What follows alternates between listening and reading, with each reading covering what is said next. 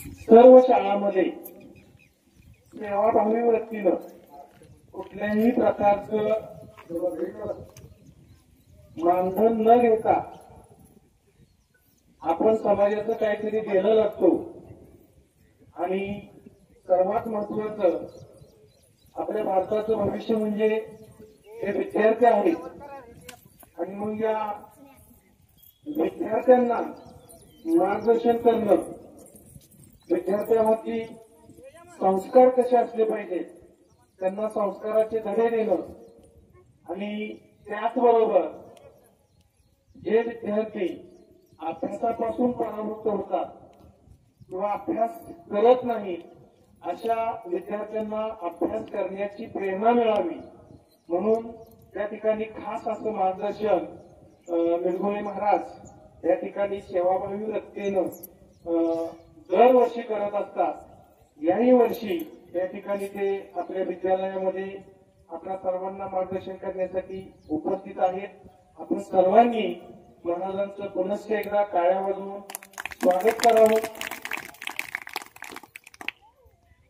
आणि या ठिकाणी सर्वप्रथम आपल्या विद्यालयाचे आदरणीय मुख्याध्यापक पवार के.एम. सर यांना विनंती करतो की आपण फुलाची पाकळी म्हणून महाराजांचा सर्वप्रथम सन्मान करावा आणि त्यानंतर महाराज आपल्याला मार्गदर्शन करतील।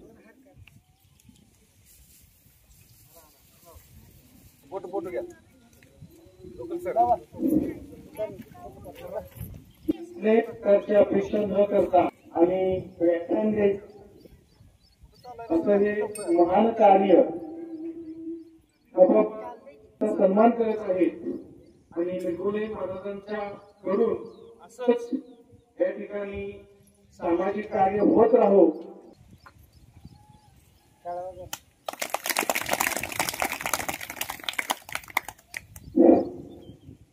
यानंतर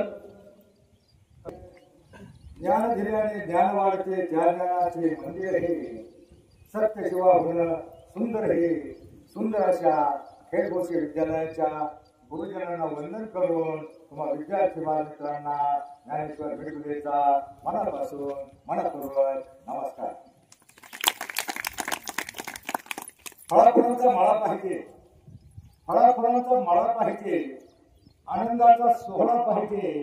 गावात मंदिरं कमी असतील तरी चालतील पण सुंदर अशी शाळा पाहिजे। अशा सुंदर अशा तुमच्या शाळेतील तुम्हा गुणी सद्गुणी हुशार विद्यार्थ्यांना पुनश्च एकदा नमस्कार। मुलांनो, जीवनामध्ये माणसाला यशस्वी होण्यासाठी माणसाजवळ आत्मविश्वास हवा आणि तो आत्मविश्वास मिळवण्यासाठी थोडा तरी संतांचा आणि शिवरायांचा इतिहास ज्ञात हवा। जगावं कसं, जगावं कसं छत्रपती शिवरायांनी शिकवलं, मरावं कसं शंभूराजांनी शिकवलं आणि वागावं कसं हे संत समाज सुधारकांनी शिकवलं। आता मला सांगा, आपल्याला कुठे शंभूराजांसारखं माहितीये का? भगतसिंगासारखं आपल्याला फाशी द्यायची नाही, बहादूर प्रभू सारखी खिंड लढवायची नाही। आपल्याला फक्त छत्रपती शिवरायांच्या विचाराप्रमाणे आणि साधू संतांच्या विचाराप्रमाणे आपल्याला वर्तन करायचे, वागायचंय आणि आपलं जीवन सरळ करायचंय। मुलांनो, माणूस जीवनामध्ये दोनच प्रकारे मोठा होऊ शकतो, एक तर शिकून किंवा सवरून। बघा, एखादं पोरगं नीट वागत नसलं तर बाप म्हणतो, अरे शिकून सवरून काहीतरी बन, उठवणार काय करतो? शिकून म्हणजे शिक्षण, शिकून म्हणजे शिक्षण। मुलांना शिक्षण म्हणजे सुतावरून स्वर्ग गाठण्याचा मार्ग। लोक मेल्यावर स्वर्गात जाण्याची इच्छा व्यक्त करतात पण शिकला सवरलेला माणूस या पृथ्वी तलावर स्वर्ग उभा करू शकतो इतकी ताकद या शिक्षणामध्ये आहे। आणि मुलांनो, शिक्षणाची संधी आयुष्यातून फक्त एकदा असते। शिक्षणाचा गेलेला एखादा आठवडा, एखादा तास सुद्धा परत माघारी येत नाही। ज्याप्रमाणे धनुष्यातून सुटलेला बाण माघारी येत नाही त्याप्रमाणे आयुष्यातला शिक्षणाचा गेलेला एखादा आठवडा, एखादा तास काय होतं? एखादा मुलगा बाहेर जातो, पाटलांचा बैलगाडा, तिकडे 4 दिवस राहडा करतो। मुलगी मामाच्या गावाला जाते, 2-4 दिवस अभ्यास करतो। आणि मुलांनो, ही जीवनाची शर्यत जिंकायची असेल तर तुम्हाला क्षणाक्षणाला तुम्हाला लहानपणी एक गोष्ट होती बघा, 2 लहानपणाची शर्यत लागते आणि त्यातला एक जिंकतो। कोण जिंकतो? कोण? कसा थपळ, जरा ताड बसा। ससा चपळ होता तरी कासव जिंकला. का जिंकला? तर तो थांबला नाही. मग या लहानशा गोष्टीपासून तुम्हाला काय शिकायचं? तुम्हाला काय शिकायचं? तर थांबायचं नाही. रोजच्या रोज अभ्यास, गृहपाठ, होमवर्क रोजच्या रोज केला, नियमित केला, सतत केला तर तुम्ही ही जीवनाची शर्यत जिंकणार आहात मुलांनो. आणि सवरून म्हणजे सवरून, सवरून म्हणजे सवरून सकारात्मक अर्थाचे जेवढे शब्द, सत्य, सदाचार, संयम, सुविचार, संस्कार, संतांचे विचार, प्रत्येक सुविचारामध्ये माणसाचं जीवन बदलण्याचं सामर्थ्य असतं. सुविचार काही फक्त फळाभेटीवर देण्यासाठी नसतात. प्रत्येक विचार, प्रत्येक चांगला विचार तुमचं जीवन बदलतं. मित्रांनो, संतांचे विचार. आज तुम्ही वेगळ्या मूडमध्ये आहात. आज तुम्ही वारकरी बनून तुम्हाला दिंडी काढायचे. मुलांनो, तुम्हाला दिंडी काढायचे. आणखी खूप दिंड्या येतात. पंढरपूरला बऱ्याच दिंड्या निघाल्या, शेकडो दिंड्या निघाल्या. अशा शेकडो दिंड्या पंढरपूरला निघालेल्या शेकडो दिंड्यामध्ये लाखो वारकरी असतात. गेल्या वर्षी 35 लाख वारकरी होते. 35 लाख वारकरी होते. आणि जात असताना हरिनामाचा गजर होतो. माऊली माऊली, ज्ञानोबा माऊली तुकाराम हरिनामाच्या गजरामध्ये दिंड्या निघतात. आणि त्यावेळेला तुमचं लक्ष सध्या विठ्ठल रखमाई काय हे काय विठ्ठल रखमाई बनवली ना मुलांनो. कटेवर हात, विटेवर उभा. आणि तो विटेवर उभा काय राहायला माहितीये तुम्हाला? विटेवर उभा काय राहायला माहितीये? ते सांगण्याच्या अगोदर तुम्हाला मोठं व्हायचंय का? मला सांगा, तुम्हाला सगळ्यांना मोठं व्हायचं असेल 1 मिनिटाचं काम सांगतो. कराल का? कराल का? नाही मूड दिसत नाही. करणार ना? 1 मिनिट फक्त. 50% मोठे व्हा. 1 मिनिटात जर काम केलं ना तुम्ही 50% मोठे व्हा. मला सांगा, तुम्ही शाळेमध्ये येताना देवाच्या पाया कोण कोण पडतं? ठीक आहे, हरकत नाही. 4 जण पडतात. मला सांगा, तुम्ही घरून निघताना तुमच्या आई वडिलांच्या पाया किती जण पडतात? 4 जण पडतात, 5 जण पडतात. खाली हात करा. मग तुम्हाला मोठं व्हायचं ना? तुम्हाला खरोखर मोठं व्हायचं असेल, घरून निघताना आई किंवा वडील जे घरामध्ये असतील त्यांच्या पाया पडा. 1 मिनिट लागतो फक्त. खाली वाकायला किती? 1 मिनिट लागत. 1 मिनिटाचं सोपं काम आहे. आई वडिलांच्या पाया पडा. आणि मग हसू नको मुली, लाल साडीवाली असू नको. काय म्हटलो मी? काय मग सांगितलं मी? काय झालं सर? एका शाळेमध्ये मी अख्खं रामायण सांगितलं. रामाचा जन्म, सीता स्वयंवर, लंका दहन, रामायणापासून काय शिकायचं? बापाची आज्ञा पाळायची. राम मुकाटपणासाला निघाला. आजकालचा राम ऐकणार नाही. मग रामायणापासून पितृआज्ञा शिकायचं. भरतानं गादी स्वीकारली नाही. भरतानं रामाच्या पादुका शासनावर ठेवल्या आणि राज्यकारभार केला. म्हणजे बंधुप्रेम शिकायचं. रामायणापासून सीता वनवासात होती, त्याला मोह झाला आणि लक्ष्मण रेषा ओलांडली. तर लक्ष्मण रेषा ओलांडायची नाही हे रामायणापासून शिकायचं. नंतर एक हनुमान, एक माकड होतं, ते लंकेमध्ये गेलं. आता तुम्ही पुढे बघा, 10वी नंतर तुम्हाला art, commerce, science, BBA, BCA अनेक प्रकारच्या साईड आहेत. त्याच्यातल्या 3 साईडला ते एक माकड म्हणजे रामायणाचं उदाहरण आहे. ते माकड होतं, ते माकड सामान्य नव्हतं. आणि माकड सामान्य नव्हतं ते सीतेला शोध घेण्यासाठी लंकेमध्ये अशोकवनामध्ये गेलं. झाडावर चढलं, झाडावर अंगठी टाकली. अंगठी टाकल्याच्या नंतर ती अंगठी सीतेनं ओळखली. रामाची अंगठी तर कशी तिनं वर पाहिलं. त्याच वेळेला रावणाचे 4 सैनिक धावत आले, त्याला पकडलं. रावणाच्या पुढे हजर केलं. रावण सिंहासनावर बसला होता. त्याच्यापेक्षा ते माकड काय सामान्य नव्हता. त्याच्यापेक्षा डबल उंच असं ते हात केलं. नाईटीमध्ये त्याच्या म्हटला की पाहून लागला. अरे मरकट, हे मरकट आपल्या शेपटाचा मार दाखवतोय. काय आपल्या शेपटाचा मार दाखवतोय म्हणून त्याला मध्ये जा, सैनिकांमध्ये जा, धावत जा आणि पटकन जाऊन गावात गेल्या चिंध्या साड्या गोळा करणारा आणि असे एवढं मोठं शेपूट दाखवलं ना, त्याला मुंडा पेटून द्या. त्या शेपटाचा मार मोडू. सैनिक पळाले. साड्या आणल्या, चिंध्या आणल्या, सगळं आणलं तरी अर्ध शेपूट भेटलं नाही. सगळ्या गोळा करून टोटल बँकेतल्या साड्या आणल्या तरीही एक शेपटाची जागा उरली. नंतर कुणीतरी म्हणलं झाले लंकेमध्ये सीताबाई आहे, तिची साडी घेऊया. त्याच्या मार्गाने ऐकलं, शेपूट हातून घेतलं. सीताबाईची इज्जत नको म्हणून त्याने शेपूट हातून घेतलं. सैनिक म्हणले शेपूट हातले जात माझी राणा राखी राणा सगळीकडे नाम होता आणि 10-15 कॅनाची माती सांडली आणि पेटून गेलं. आता लंकेमध्ये या वेळेला तुमच्या माहितीसाठी सांगतो, या वेळेला लंकेमध्ये 5 साड्या होत्या. त्यावेळेला महिलांना फारसे एक किंवा दोन साड्या. पण आता तुम्ही तुमच्या बहिणीच्या आईच्या कपाटामध्ये बघा किती साड्या असतात. दोन असतात का फक्त? नाही, आपली सुट्टी असते. काय झालं, एका म्हाताऱ्याला वाटलं आपण 50वी लग्नाची वाढदिवस म्हणजे साजरा आणि साजरी करावा. मग तिला असं वाटलं जो लागणार घातला होता ना तो मी घालणार, घालणार, सुंदर दिसणार. आणि मग तो शालू होता सगळ्यात खाली तरी घातला नव्हता.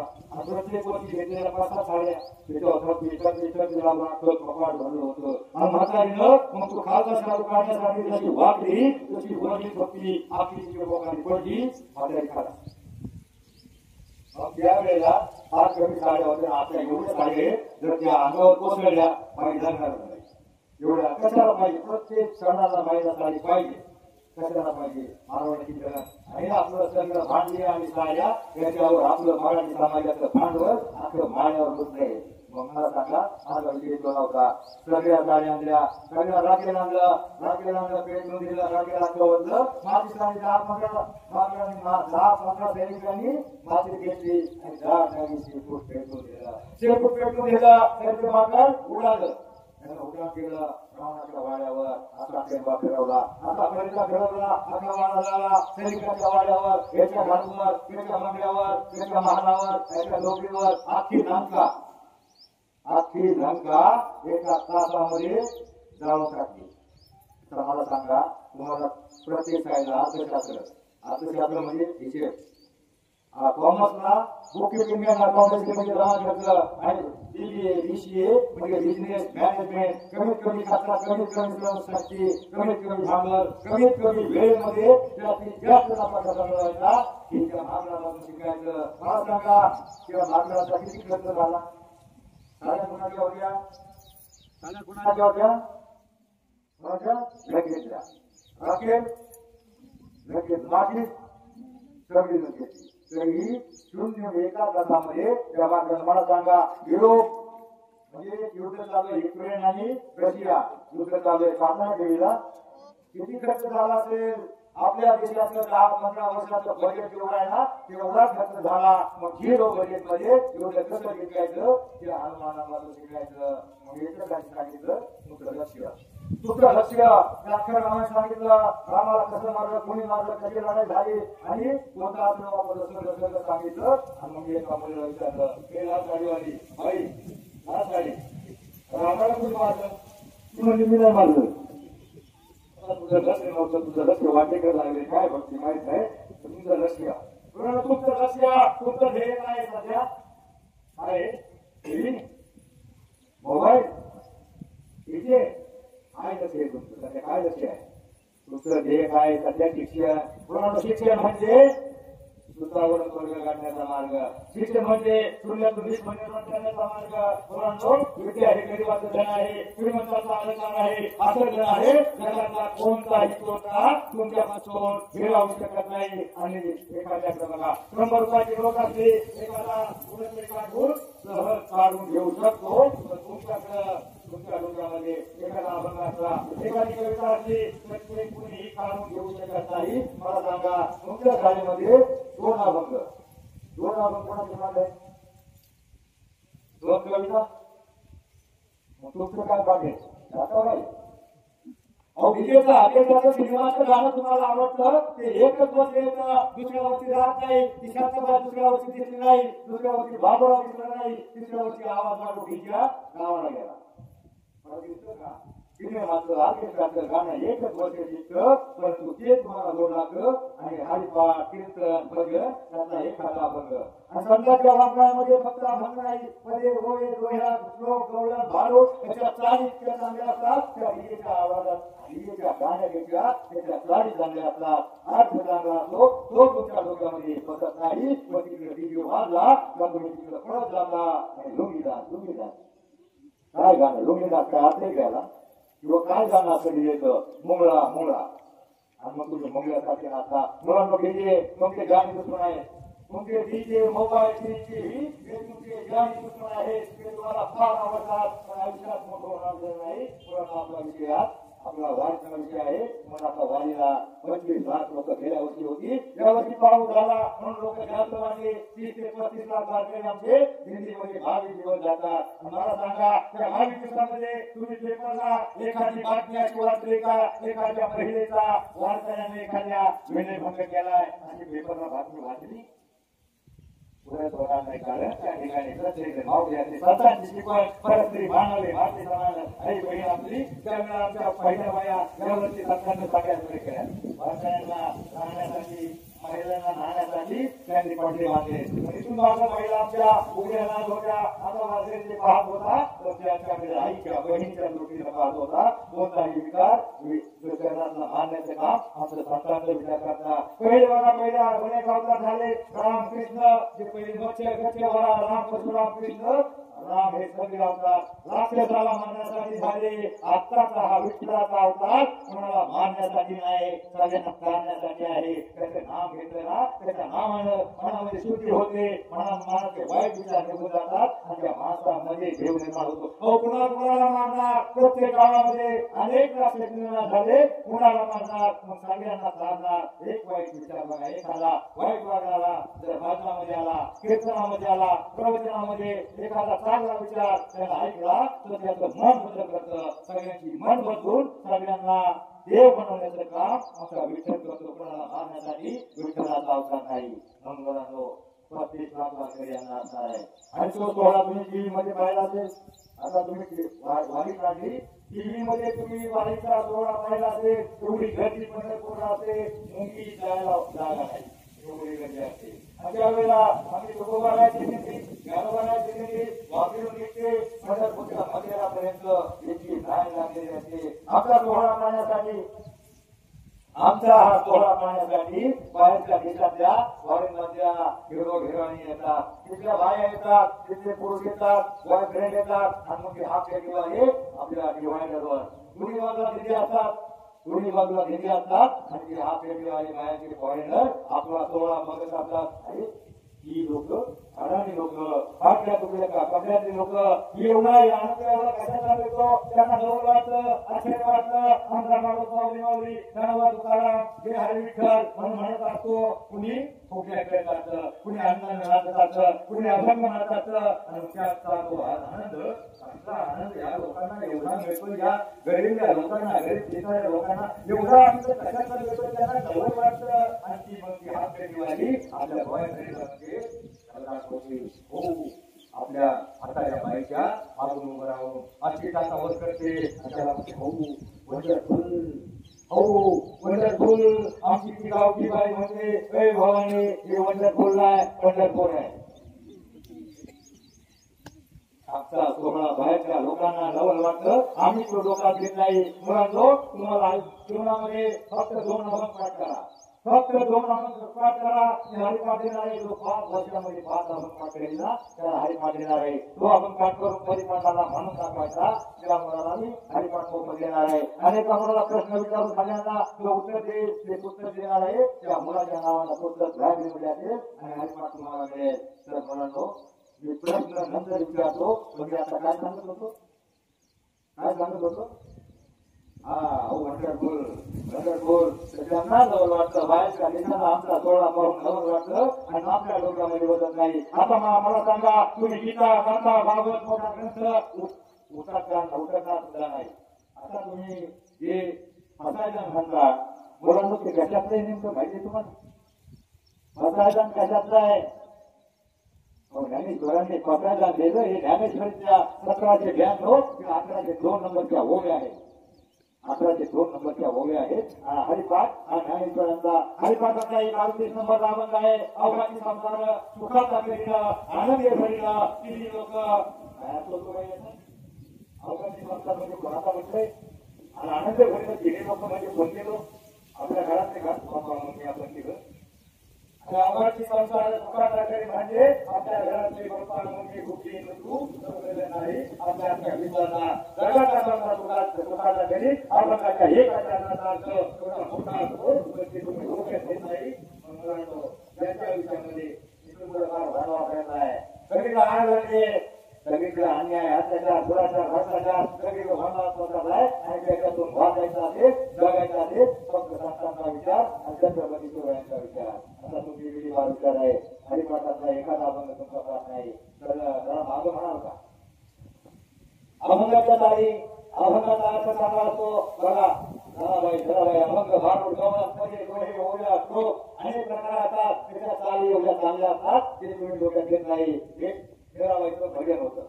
धराबाईचं भजन एकनाथाची गवळ एकनाथाची भारूड धोक्यात तुम्हाला ऐकतो होतो थोडक्यात 2 ओळीमध्ये ऐकतो होतो पण त्याच्यातला अर्थ काय निघतो हे जे आता धराबाईचं भजन सांगणार आहे हे चुकलो. मी ते तुम्हाला सांगणार आहे मीराबाईचं भजन त्या 2 ओळी म्हणणार आहे. तुम्ही मार्ग म्हणायच्या आणि मार्ग म्हणताना त्या ओळींचा अर्थ काय होतो आणि त्याच्यातून तुम्हाला काय घ्यायचं ते तुम्ही डोक्यात आणायचं. बघा मीराबाईचं हे भजन होतं. कैसी लागी लगन मीरा हो गए मगन वो तो हरी हरी हरी हरी गुण गाने लगी. बघा अभंग मुलांनो अभंग जर आपल्या तोंडात आला मनात सापला अंतकरणात बसला तर देव आपलं नक्की जीवन भंग होऊन घेणार नाही. काय असतो गेला म्हणजे मीराबाईला श्रीकृष्णाच्या भक्तीची एवढी आवड गोडी निर्माण झाली होती. तशी गोडी जर तुम्हाला अभ्यासाची निर्माण झाली आणि मीरा हो गई मगन म्हणजे मीराबाई श्रीकृष्णाच्या भक्तीमध्ये एवढी मग्न लीन गलीन झाली होती. तसं जर तुम्ही अभ्यासामध्ये मग्न झाला तर जगातली कोणतीही शक्ती तुम्हाला मोठं होण्यापासून रोखू शकत नाही. असं होणार नाही का? असं होणार आहे का? एखादा चिंता आतंकवाद येईल पाकिस्तानचा सैनिक येईल एखादा पाकिस्तानचा आतंकवाद येईल म्हणून हे गाड्या नाड्या घालू का गोळ्या हे गाड्या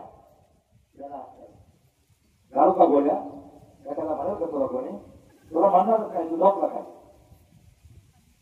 एखादा चिंता पाकिस्तानचा सैनिक तुम्हाला अडवणार नाही. लय अभ्यास करून की आपल्याला होऊ नको कलेक्टर होऊ नको शत्रू आहे ते शत्रू तुमच्या आतमध्ये आहे. आळस कंटाळा बेफिकिरी नाही अभ्यास करायचा मुलांनो मुलांचं काय बिघडणार नसतं. आपले शत्रू पहिले बाहेर काढा आणि तुमचे ज्ञानेश्वर मोबाईल टीव्ही डीजे त्याच्यापासून दूर राहा. आता फक्त तुम्हाला जरा मार्ग म्हणा एखादी वर मार्ग म्हणा. राजा पंढरीचा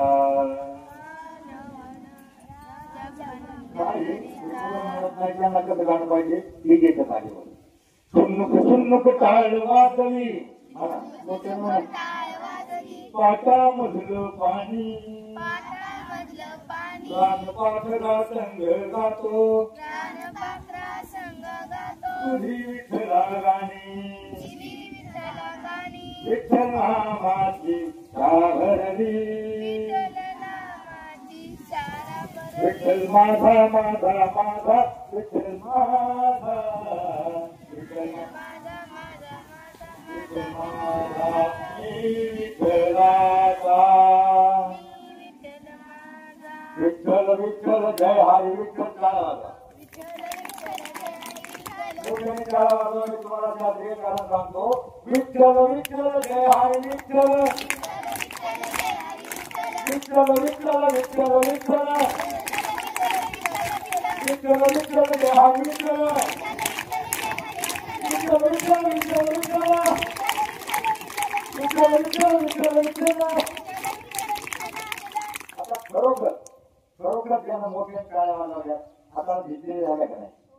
आता भिजलेला झालं काय होतं म्हटलं आतापासून त्या रक्तवाहिन्या आहेत ना आपल्या हाताच्या आणि शरीरातल्या इतक्या रक्तवाहिन्या प्रवाहित होतात आणि विठ्ठल विठ्ठल विठ्ठल असं जर तुम्ही मोठ्यानं म्हटलं ना काय होतं आपल्या हृदयापासून त्या रक्तवाहिन्या कंकड होऊन प्रवाहित होतात. आणि जो मुलगा विठ्ठल विठ्ठल फक्त 5 मिनिटं म्हणत आणि काळामध्ये आयुष्यामध्ये त्याला भेटी पायाच्या नाकापासून डोक्याच्या केंद्रापर्यंत सगळ्या रक्तवाहिन्या या 2 प्रकारानं प्रवाहित होतात. आणि जो मुलगा आयुष्यामध्ये फक्त 5 मिनिटं विठ्ठल विठ्ठल म्हणे भजन करत आणि टाळ्यावाजी त्याला जीवनामध्ये कधी येते शुगर अवयव रक्तदाब चरबी कोलेस्ट्रॉल अटॅक येणारच नाही.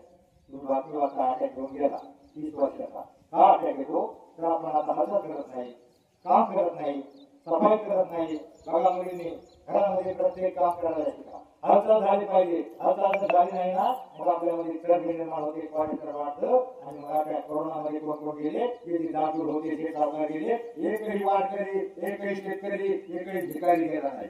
कारण का त्यांनी कष्ट केले नाही, ते गेले. पैशावाले गेले, एकही गेला नाही. म्हणून आयुष्यामध्ये मला वाटतं वेळ संपत आलेला आहे. फक्त दोन पाठ करा अवघाची संसार. सावकार महाराजांचं आगमन आहे, सावकार महाराजांचं गाव आरण पंढरपूरच्या जवळ रोडच्या पलीकडे गाव, पण ते कधीही पंढरपूरला गेले नाही.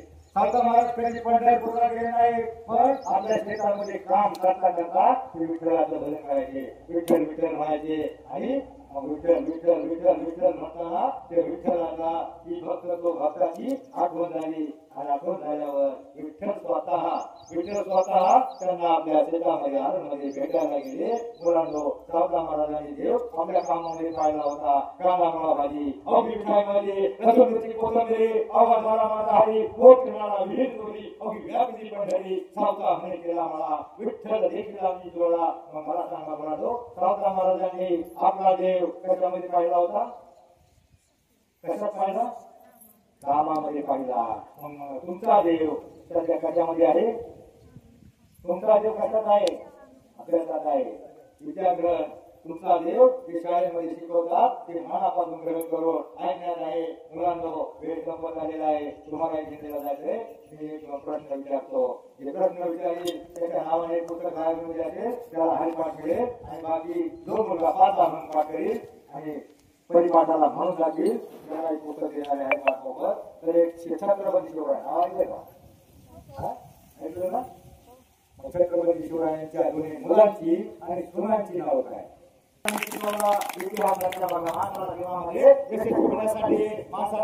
आत्मविश्वास हवा आणि तो आत्मविश्वास मिळवण्यासाठी थोडा तरी छत्रपतींचा आणि संतांचा इतिहास हवा. सांगा बाळा.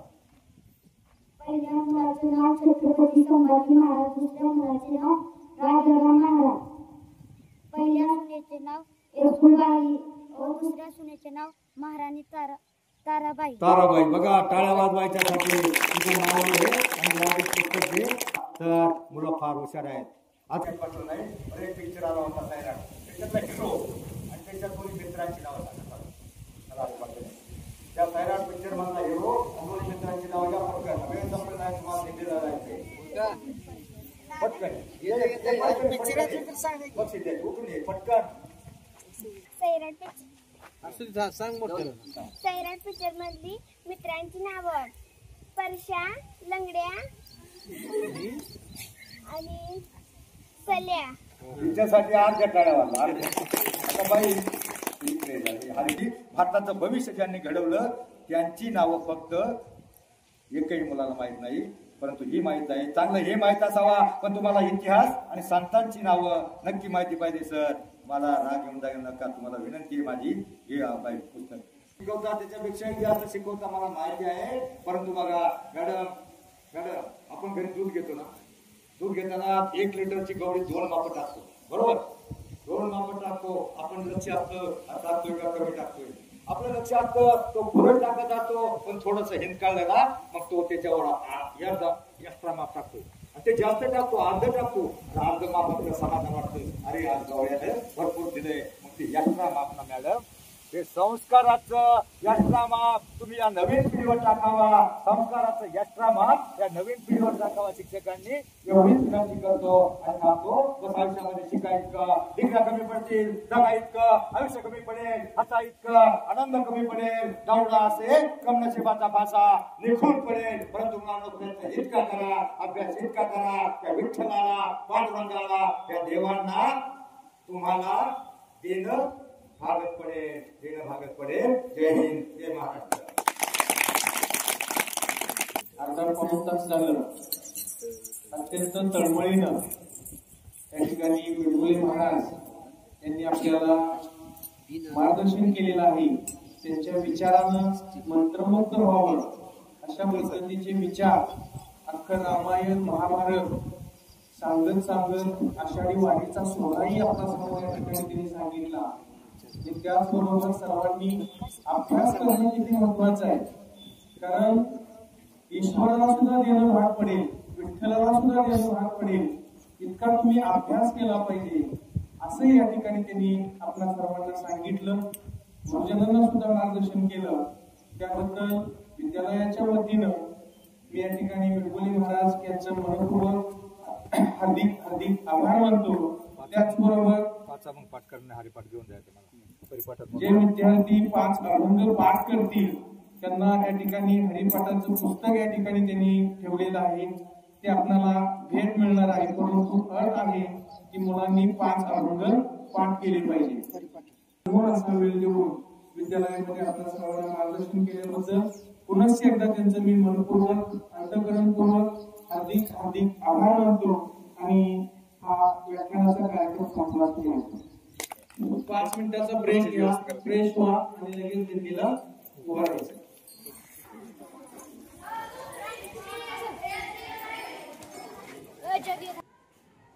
खेड भोसे विद्यालयातील व्याख्यानाचा हा व्हिडिओ आवडल्यास लाईक, शेअर, सबस्क्राईब करा.